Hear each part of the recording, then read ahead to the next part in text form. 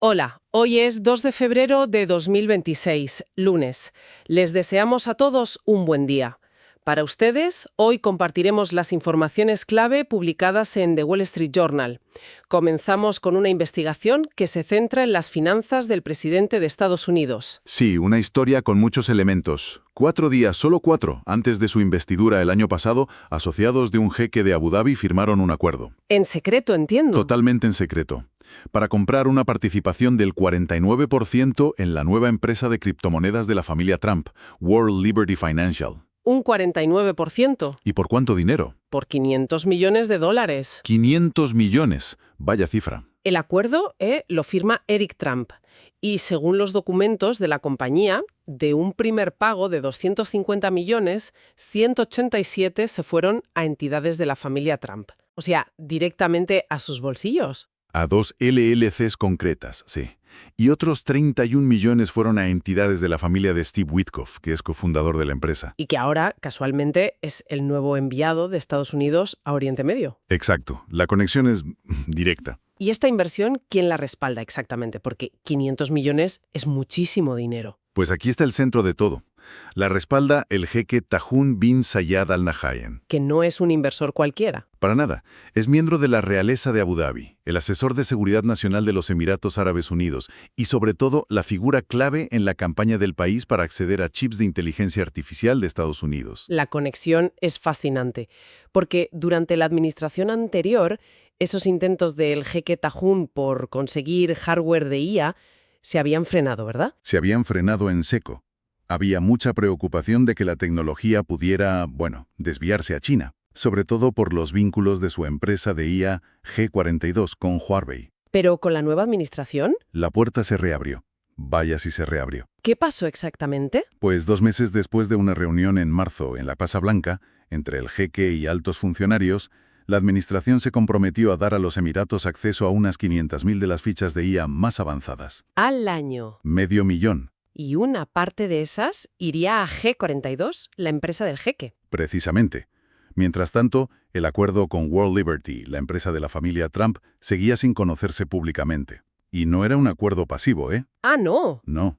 Colocó a 2 ejecutivos de G42, Martin Edelman y Peng Xiao, en el Consejo de Administración, un consejo de 5 personas. O sea, sentados al lado de Eric Trump y Zach Witkoff. Tal cual. Lo que plantea, serias dudas sobre un posible conflicto de intereses. Un funcionario de un gobierno extranjero adquiere una participación mayoritaria en la empresa de un presidente en funciones. Mientras negocia un acuerdo tecnológico estratégico con ese mismo gobierno. Los expertos legales sugieren que esto podría violar la cláusula de emolumentos. Sí, que es una parte de la Constitución pensada justo para evitar esto. Para evitar que potencias extranjeras puedan influir en el presidente a través de regalos o negocios. Un tema muy complejo. Y de la geopolítica de la tecnología pasamos a la geopolítica más puramente militar. Nos vamos a Asia. Sí, a China, donde el líder Xi Jinping ha consolidado su control sobre el ejército. Y lo ha hecho, fíjate, purgando a 5 de los 6 generales de más alto rango que él mismo había elegido hace 3 años. Incluso aliados cercanos. Incluido el general Yang Yuxia, que era un aliado muy próximo. Una destitución muy notable. ¿Y qué implicaciones tiene esto para Taiwán? A corto plazo, podría parecer que desestabiliza al ejército. Correcto. Y por eso, reduce la probabilidad de una invasión a corto plazo. No vas a lanzar una operación así con la cúpula militar en pleno cambio. Pero a largo plazo. A largo plazo, concentra todo el poder de decisión en Xi. No queda nadie que pueda oponerse a una orden suya. Y mientras una invasión no es inminente, ¿qué está haciendo Pekín? Pues intensificar una campaña de coerción por debajo del umbral de un conflicto abierto. ¿Qué significa eso en la práctica? Simulacros de bloqueos marítimos y aéreos, ciberataques constantes contra la infraestructura de Taiwán y, por supuesto, presión diplomática y económica. Parecen percibir que la administración de Estados Unidos no tiene mucho interés en una intervención militar costosa en el estrecho. Esa es la percepción en Pekín, sí, que pueden subir la presión sin miedo a una respuesta contundente. Cambiamos de región, nos vamos a Oriente Medio. Allí, la situación entre Arabia Saudí e Israel parece estar enfriándose. Sí, y mucho tiene que ver con la narrativa. Los medios de comunicación, respaldados por el Estado saudí, han adoptado un tono cada vez más anti-israelí. Y eso, claro, reduce las perspectivas de una normalización diplomática. ¿A qué se debe este cambio? En parte, a una creciente rivalidad con los Emiratos Árabes Unidos, que sí firmaron los acuerdos de Abraham. La retórica saudí critica a los EAU por arrojarse a los brazos del sionismo. Pero Riad sigue diciendo que está abierto a la normalización, ¿no? Lo dicen sí, a cambio de un camino hacia un Estado palestino. Pero la urgencia que había antes de la guerra de Gaza ha desaparecido. La campaña mediática ha generado preocupación en Estados Unidos, eso sí. Me imagino. Tanto que el ministro de Defensa saudí, Khalid bin Salman, viajó a Washington para asegurar a varios grupos judíos el compromiso del reino con la integración regional. De la geopolítica internacional a la política interna de Estados Unidos. Una elección en Texas ha encendido las alarmas en el Partido Republicano. Sí, ha sido una llamada de atención, como la han calificado.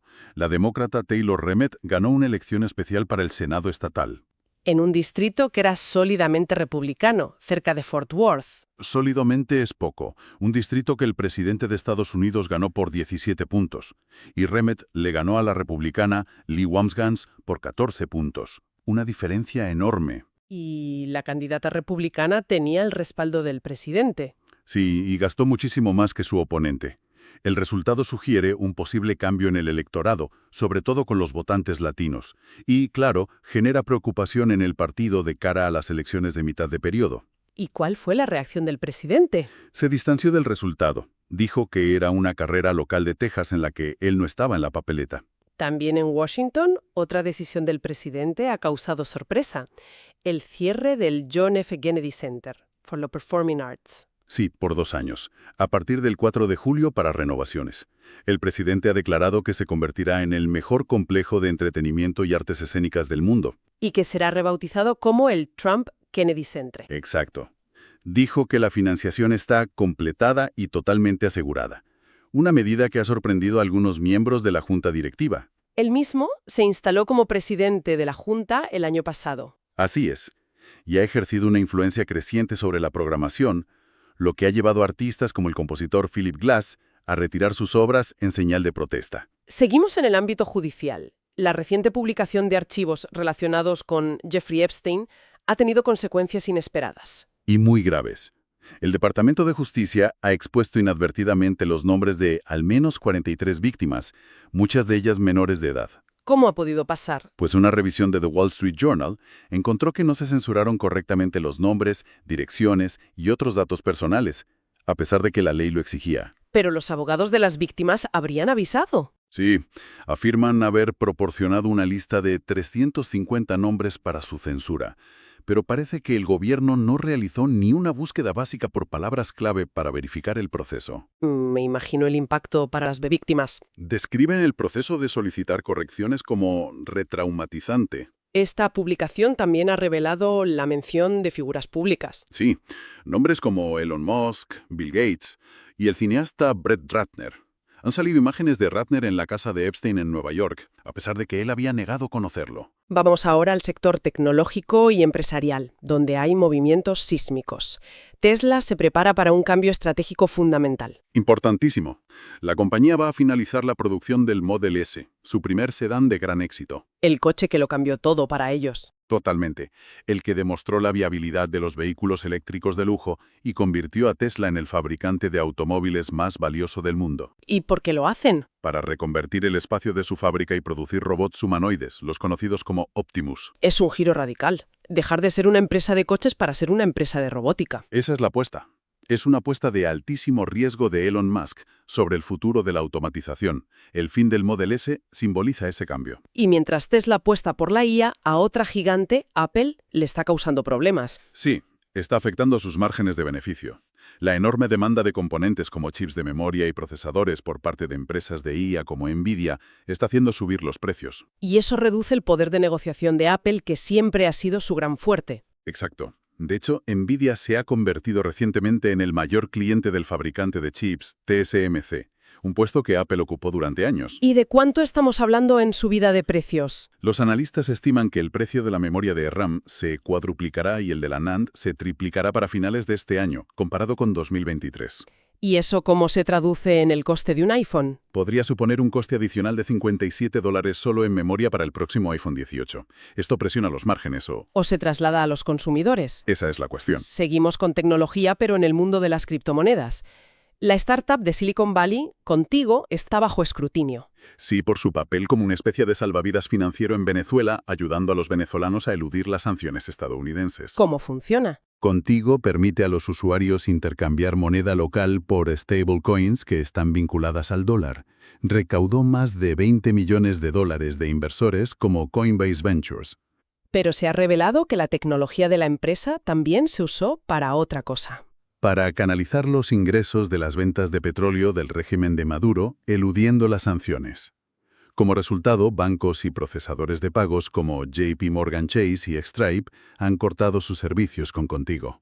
Nos centramos ahora en tendencias de consumo y finanzas personales. Cada vez más hogares en Estados Unidos se están equipando con sistemas de respaldo de energía. Sí, por el aumento de los cortes de electricidad. Y la tendencia son las baterías. No los generadores de gas de toda la vida. Cada vez menos. A diferencia de los generadores, las baterías son silenciosas, no emiten humos y requieren poco mantenimiento. Y hay opciones para todos los bolsillos, ¿no? Sí, desde estaciones de energía portátiles de marcas como EcoFlow o Anker, que cuestan unos cientos de dólares y pueden alimentar electrodomésticos esenciales. Hasta sistemas para toda la casa, como el Powerwall de Tesla, que ya es una inversión considerable. Sí, puede costar más de $15,000. E incluso algunos vehículos eléctricos como el Ford F-15 Lightning o el Tesla Cybertruck pueden usarse para alimentar una casa. Otra tendencia creciente es la adaptación de las viviendas para envejecer en el propio hogar. Sí, y es posible hacer modificaciones importantes por un presupuesto relativamente bajo, unos $1,500. ¿Y en qué se centran esas adaptaciones? En dos áreas clave, la prevención de caídas y la facilidad de movimiento tras una estancia hospitalaria. A ver, explícanos. Alfombras sueltas. Cosas de sentido común, pero que marcan la diferencia. Totalmente. Y por unos $500 adicionales, se pueden hacer mejoras en el baño y el dormitorio. Un asiento en la ducha, un asiento de inodoro elevado, barandillas de cama. Muy interesante. Y para terminar, un análisis cultural. Las 20 canciones que definieron a Estados Unidos. Una por cada década desde 1840. Es un recorrido fascinante que muestra cómo la música popular ha reflejado y moldeado la identidad del país.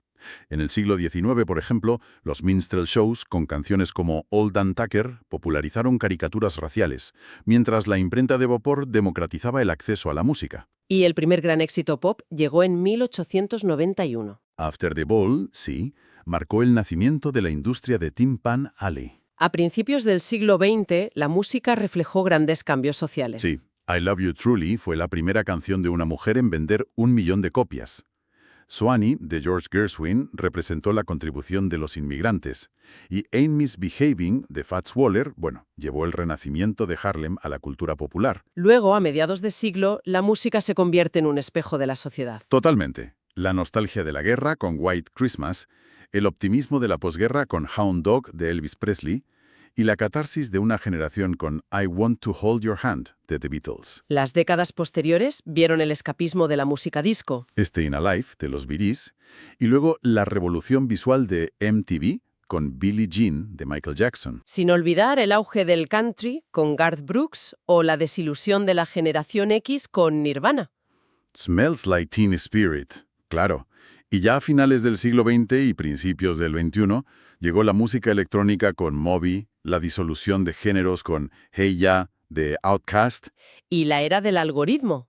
con Uptown Funk de Mark Ronson, una canción que un crítico describió como retromanía, diseñada para ser popular a escala mundial. Les deseamos a todos un buen día, nos vemos mañana, aquí estaremos esperándoles.